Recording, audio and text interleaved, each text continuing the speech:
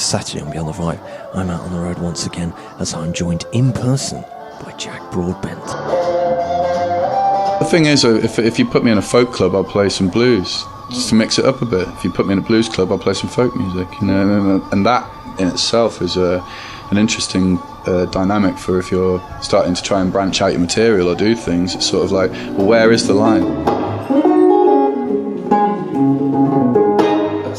In terms of travelling and writing, you know, I mean, America obviously is this vast, you know, ever-changing vista.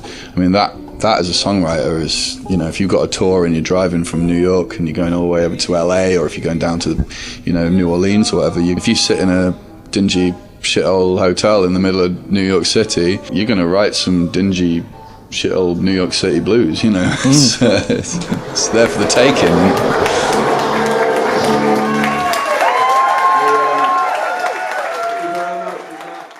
It's wonderful to be here. This is it, yeah. It's so strange actually being in a room with you. I know. A few weeks ago I didn't even know you personally. So I'm here once again with Jack Broadbent. It's becoming a bit of a habit. I said thank you very much for having me. It's nice to finally meet you properly. I know. It's a weird thing because like this whole thing kind of started in COVID, the podcast. So it's my first night being released into the world, doing interviews. There you go. Make sure you don't get into trouble tonight. I know, I've got to behave myself. Of course, this is like the first time in a few years now that, you know, you've come back to the UK. How's it going? It's great. We've done about 3 gigs so far. We did started in Leamington Spa, went up to Newcastle. It was wonderful. And after that, we went down to the Black Deer Festival. It's the first time going there, down in Kent. Fantastic festival. And yeah, good to be back in a muddy field with a load of Brits. You know, speaking of that, has there been anything that you've can be in your own time, but like anything that you've kind of missed about the UK? I mean, the ale, obviously. Yeah. No, there's something. There's definitely something to be said for a British crowd. If you're from England, you know, so definitely I had that homecoming feel about it, which is, you know, you can't get that anywhere else. But no, it's been really great, and the gigs have all been, you know, nice rooms, nice people, no complaints. That's cool, man. Of course, you know, you're out and about promoting the latest record, Ride. Obviously, on the record, you know, you're with a full band. Whereas out and about, are you always on your own, or are you with your dad on specific nights? Yeah, on this record, I've got Mick, my father, who played on the record. So that's great, and we've always played as a duo anyway. So you know, we can make quite a lot of noise. You know, it's nice to have a drummer. Sometimes it's nice to just have the sparseness of being able to play a little more subdued. You know, can take us into areas that are a bit quieter that we wouldn't normally go if we were with full band. So it gives us quite a large dynamic range to play as a duo. You know, it's great. I was going to say, is there a conscious decision of you know, you kind of leaving the drums behind? No. Sometimes it's purely logistical. Sometimes it's, you know, I think for this tour, especially touring with Mike Dawes, who's a great acoustic player, it was actually quite nice to, you know, ultimately the gig is a night of acoustic music. A few things plugged in, but yeah, it's nice, and certainly offered a more intimate show rather than, you know, raucous, you know. Obviously, like, is this your first time meeting Mike? Mike Dawes, yeah, he's fantastic. You know, we really hit it off, and and we both play completely different styles too. So it's really nice because we sort of like it's an interesting partnership. Like, I think it works great, and he's having a good time. I'm having a good time. So you know. It's great. Obviously, like you're known for kind of, you play the cover of On the Road Again. You know, quite a few times, and you know, this album, it's linked to kind of moving and traveling and stuff. Is there a decision, or like, was there a moment where you're like, I'm going to play this song regularly? Because it's kind of your big song, isn't it? Like, well, it's at least online, anyway. it sort of fell into my lap, really. I always like to play it, and I feel like, you know, a lot of people come along wanting the slide guitar stuff. It's a piece that I love to play, and it's a piece that really, you know, can a nice showcase for that area of the sound. And no, it's a joy to play it. The whole point of playing any cover for me is just to try and keep the spirit of that song alive, particularly if you've got, you know, deceased members of bands who are no longer, you know, with us. It's a great thing to do, I believe, you know. That's why we play Willin' by Little Feat, in homage to Lowell George, you know, and a bit of Ray Charles, and, you know, that's kind of the idea, really. It's just, if there's anyone in the crowd who hasn't heard one of those songs, which you doubt, then it's nice to feel like you're making the point of keeping that music going. I said, going down the lonely road by myself. I said, if you ain't coming, I'm gonna find somebody else. If you ain't coming, I'm gonna carry somebody else.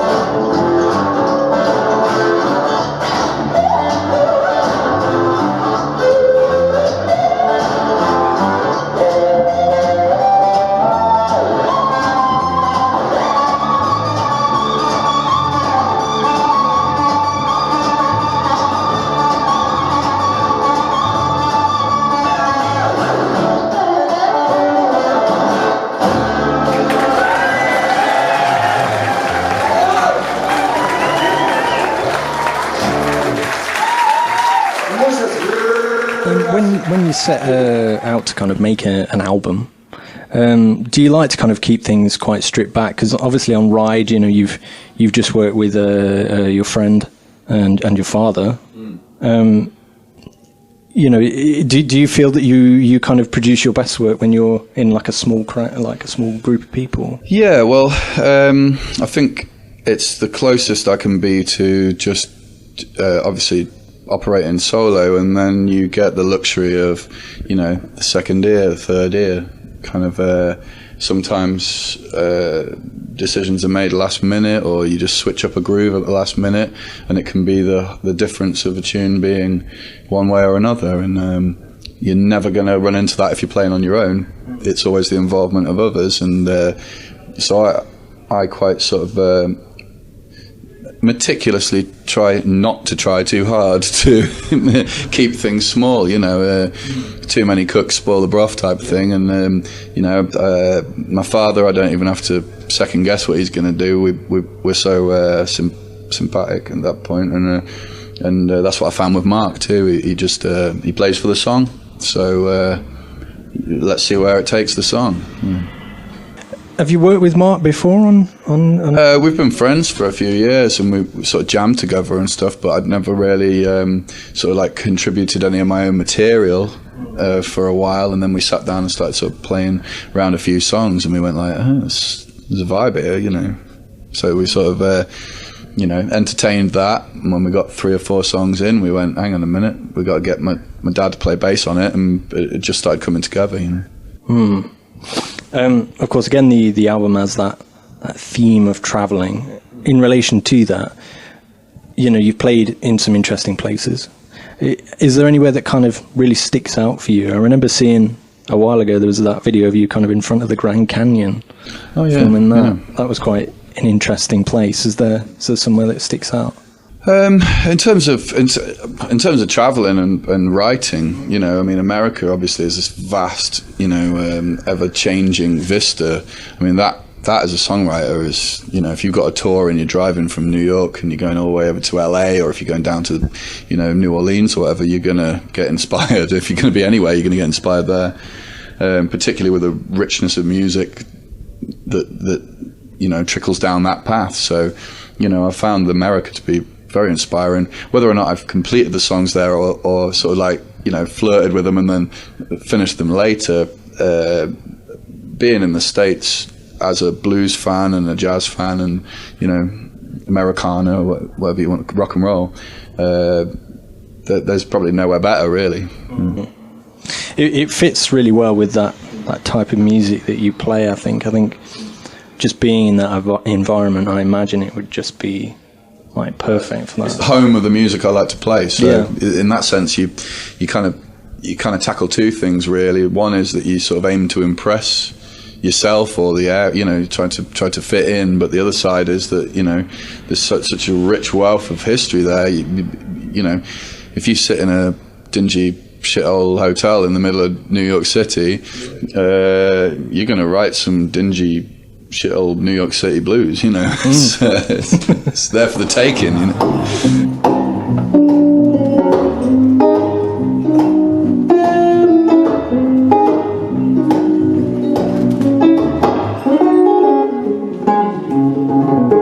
I took a walk on inland.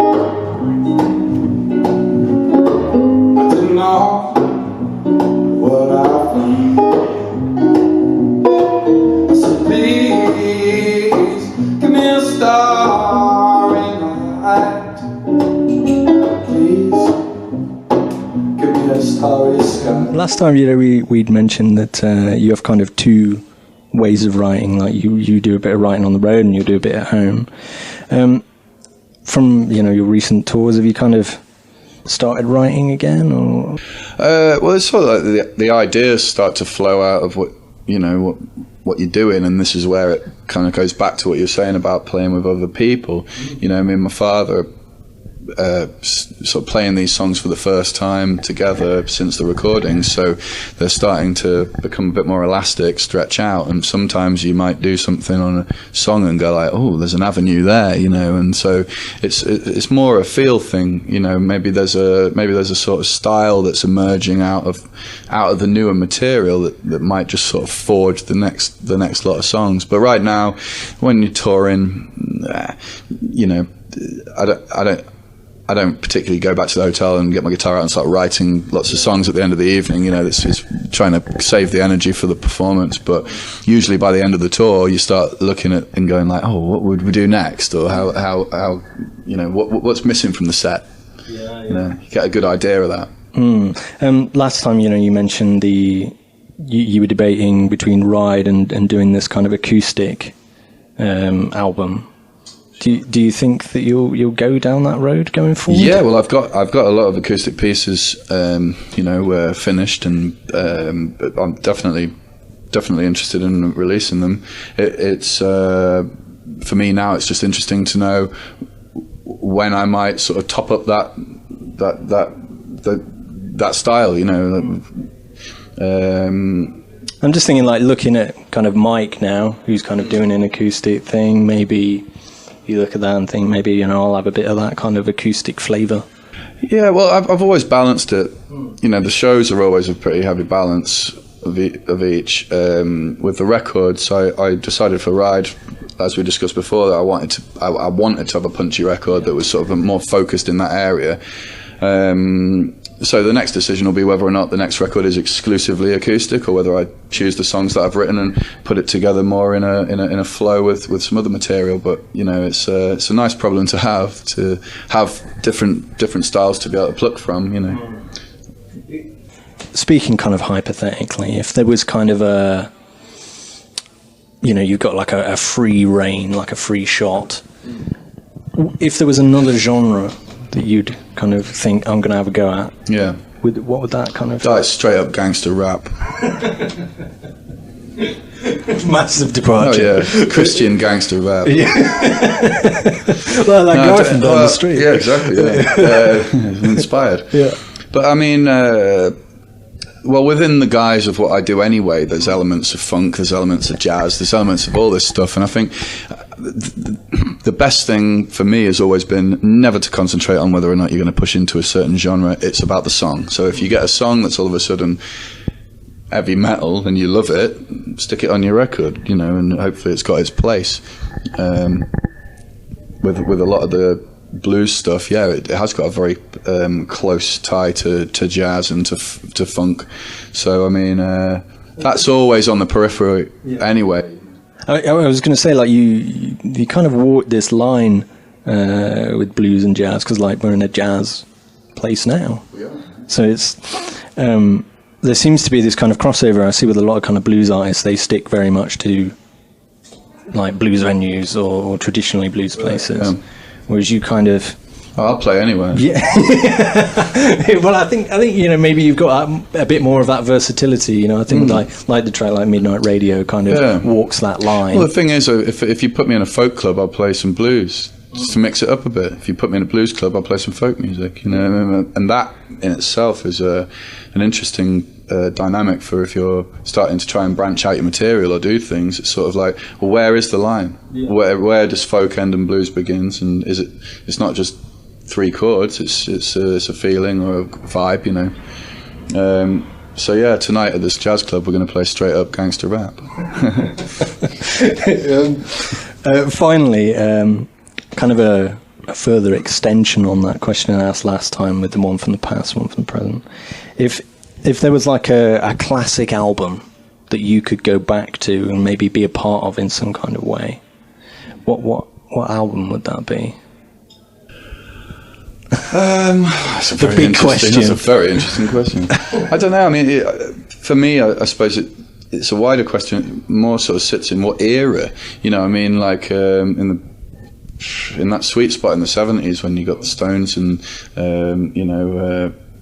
it's a different process at that point as well, like a recording process. Absolutely, and I think they had a very similar process to how I like to undertake recording, which is essentially quite a lot of live aspects to it, and then you put a bit of salt and pepper on at the end. So for me, I'd love to be a fly on the wall down at Exile on Main Street, or some of Little Feat's stuff, or Peter Green's Fleetwood Mac, or just imagine. So I think in terms of the work ethic and how they were recording the music, that era to me is a blueprint for how I like to approach making a record. It's kind of, it links back to what I mentioned last time, where the album has that classic flavour ride. I think it feels like it's got that kind of old school kind of warmth. Yeah. Well, and that's it. And it was recorded by a couple of bad boys in a small little room, with no separation on the instruments, everything going hot on the microphones, and I think that's what they were capturing in the 70s a lot of the time. Either a good ambient sound of a full band, or at least trying not to make things too clinical. Second you start to pay too much attention to how does the kick drum sound, how does this sound, then you start losing the focus on the entirety of the sound. Whereas if you're working on the basis of a vibe and all that cool jazz stuff that was recorded in the 60s, Oscar Peterson and stuff like that, it was a piano, double bass and drums, one microphone in the middle, and they just put it in the right spot, and that's what that band sounded like. That's what I'm trying to record. What do we sound like? Not what can we sound like, what do we sound like? I think that's the thing, isn't it? Like, because it's kind of going back to the basics. In a way, it showcases more of your character, whereas I think there's that danger, isn't there, where somebody that's striving for almost a kind of clinical perfection, you kind of lose that. Particularly if you're producing your own music, the most heinous crime you could ever commit would be to overproduce yourself. Yeah. I mean, if somebody else does it, then you can blame them. But if you overproduce your own music, then you've overthought it, or it's not so natural. Do you enjoy doing your own kind of thing? Absolutely, having that control? Yeah, I love it. But I equally love having another set of ears in the room, usually musicians, to just give that second opinion. I've never been really one for the idea of a producer who's there for that specific reason. Yeah, I'd rather hear what the bass player thinks, if he's happy with the bass sound, rather than what somebody else, at the helm thinks. That's cool, man. Well, thank you very much for Thank joining you me very much. once again. Yeah, and I'll be looking forward to hearing you. First time. Thank you very much. I hope you enjoy the show. Thanks to everyone for tuning in. Don't you come back no more, no more. Hit the road, Jack. Here we go. Don't you come back no more.